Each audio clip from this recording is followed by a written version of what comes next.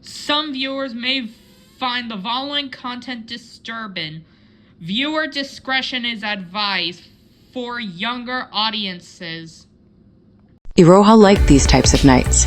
The type of nights where the wind was always cool and breezy during the scorching warmth of summer. She felt at peace, one of the hardest things to come by in her many years of living. However, she had not expected that peace to be so callously interrupted by the sound of a door being swung open. The loud sound startled the painter, making her jump in fear. Turning around to see where the noise had come from, she witnessed her girlfriend, Kanade, tiredly entering their shared apartment with a scowl on her face. The sight of the guitarist had caused Iroha to give a sigh of relief, calming her down. Well, that was until... Kanade? Why is there blood on your clothes? The painter's comment has caused the pink and purple-headed girl to stare down at her own clothes in shock.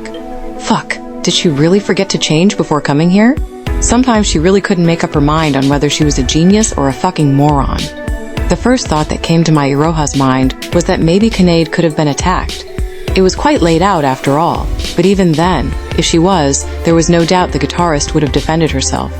If she was attacked, the blood must have been somebody else's. Kanade could almost read her girlfriend's mind. It would have been easier to just go along with what she was thinking. However, she didn't want to lie to her, and there was no doubt that she'd find out sooner or later anyways, so there was no point in hiding it. I murdered someone, she admitted, leaving the tiny painter to choke out a horrified squeak. W? What? Who was it? Did they attack you? Are you okay? Here, let me grab a change of clothes and a first aid kit. The brown-haired girl rushed to their wardrobe to grab Kanade a set of clean clothes for her to change into. The guitarist didn't move at all. Instead, she just waited for the other to come back with a spare change of clothes in her hand before breaking the news to her. I killed your parents. The sudden confession left Iroha in a state of disbelief, her eyes as wide as can be as she dropped the clothes in her hands. Her parents are dead? Kanade killed her mother and father? Iroha, are you okay? The artist snapped back to her senses. Am I okay? Am I okay? How the hell would I be okay? How the hell would I be okay? I've just been told by my girlfriend that my mother and father are dead, and that you killed them nonetheless. Why Kanade? You promised me you'd stop this. You said you'd try your best not to kill anyone else. Why my parents? Why? Iroha tried her hardest not to cry, but to no avail as the tears rolled down from her eyes with no signs of stopping. The shorter girl simply walked closer to her girlfriend. Sweetheart, you don't understand.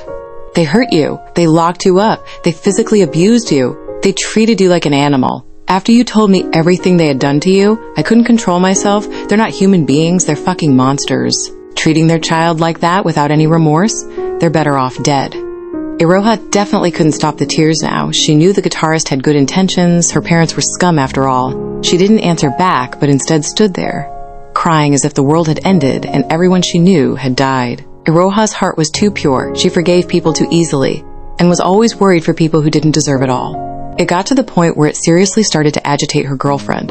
She couldn't stand seeing the painter constantly being walked on by other people. So when Iroha had told the guitarist her past and her reason for joining Void, she couldn't help the rage and hatred that spread throughout her body for the other's parents.